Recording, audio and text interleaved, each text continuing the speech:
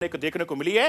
बांग्लादेश के army chief वकार उल जमान ने ऐलान किया है कि बांग्लादेश में सेना अंतरिम सरकार बनाएगी और बांग्लादेश में आर्मी चीफ ने बांग्लादेशियों से शांति बनाए रखने की, प्रदर्शनकारियों से, नाराज लोगों से बातचीत करने की बात कही है, पहल कही है। उन्होंने कहा कि उनकी बातों को माना जाएगा, लेकिन बांग्लादेश के हालात अभी भी बहुत ज्यादा खराब है। चूंकि बांग्लादेश में इस वक्त कुछ भी चीज सामान्य नहीं है।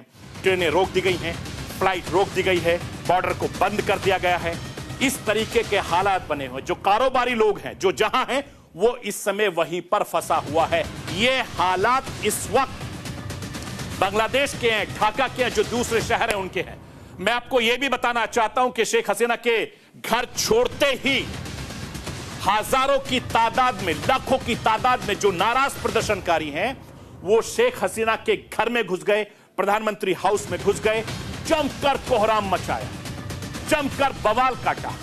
शेख हसीना के घर पर माहौल देखने को मिला है और जिस तरीके के हालात इस समय वहां पर बने हुए हैं, क्योंकि वहां पर लगातार, ये तस्वीरें मैं आपको दिखा रहा हूं, उनके फादर की तस्वीर को भी तोड़ दिया, स्टैच्यू की जो बनी हुई थी उनको भी तोड़ दिया गया। तस्वीरों के जरिए आप देखिए कि किस तरीके से शेख हसीना के घर के फर्नीचर से लेकर दूसरे सामान, जो कीमती सामान थे, प्रदर्शनकारी उनको उठाकर ले गए।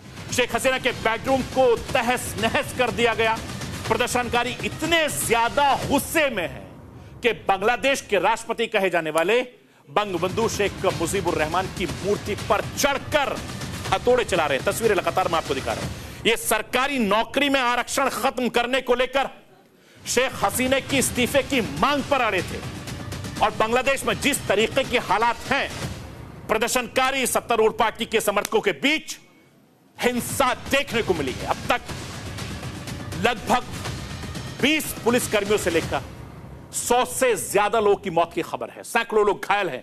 हालात इतने ज्यादा खराब हैं कि पूरी तरीके से बांग्लादेश में कर्फ्यू लगा दिया गया है, अनिश्चितकाल के लिए कर्फ्यू लगा दिया गया है, इंटरनेट को बंद कर दिया गया है, पाबंदी लगा दी गई है, फ्लाइट्स को रोक दिया गया है, ट्रेनों को रोक दिया गया है, आवाजाही पूरी तरीके से बंद कर दिया गया है, चूंकि हालात वहां पर बहुत ज्यादा बद से बदतर हो गए हैं। मैं आपको यह भी बताना चाहता हूं कि बिगड़ते हालात को देखते हुए शेख हसीना सुरक्षित सेना के हेलीकॉप्टर से देश की राजधानी दिल्ली पहुंच गई। उनका विमान दिल्ली से सटे गाजियाबाद के हिंडन एयरबेस पर उतरा, जिसके बाद एनएसए अजीत डोभाल ने शेख हसीना से मुलाकात की और बांग्लादेश पर हालात बनाने की लगातार निगाहें रखी हुई। जैसे मैंने आपको बताया कि बीएसएफ ने भारत बांग्लादेश बॉर्डर पर हाई अलर्ट घोषित कर दिया है।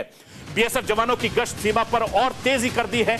और लेकिन इन सब के बीच जो आरक्षण की एक आग, एक चिंगारी, जो वहां पर किस तरीके से बांग्लादेश की पीएम शेख हसीना का तख्ता पलट कर दिया, वो जानना बहुत जरूरी है कि स्टूडेंट्स मूवमेंट ने किस तरीके से 15 साल से सत्ता पे काबिज शेख हसीना को उतारकर हटा दिया। वो राष्ट्र की आवाज के जरिए आपको मैं बताना, दिखाना, समझाना चाहता हूं। जरा समझिए कि तख्ता पलट की पूरी टाइमलाइन किस तरीके से बनी थी, किस तरीके से एक लंबी प्लानिंग के जरिए वहां पर यह सब काम हुआ।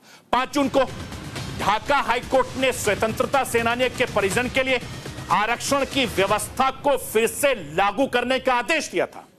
इससे पहले शेख हसीना सरकार ने 2018 में आरक्षण इस व्यवस्था पर रोक लगा दी थी और हाईकोर्ट के फैसले के बाद अंदर ही अंदर उठे विरोध की आवाज 1 जुलाई को खुलकर सामने आ गई और ढाका में बड़ी तादाद में छात्र सड़क पर उतरने को लगे। स्कूल, कॉलेज, यूनिवर्सिटी में लगातार शेख हसीना सरकार के खिलाफ नारे गूंजने लगे।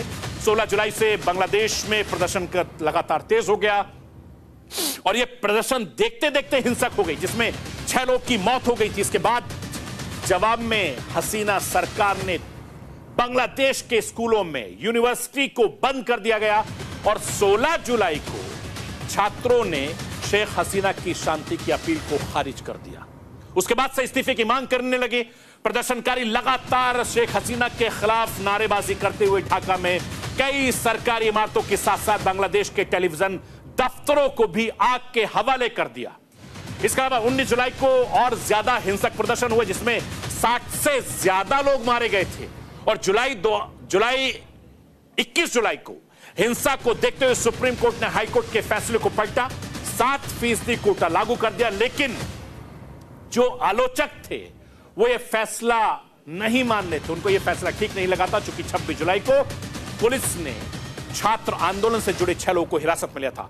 इसके अलावा 4 अगस्त को फिर से ये प्रदर्शन शुरू हुआ।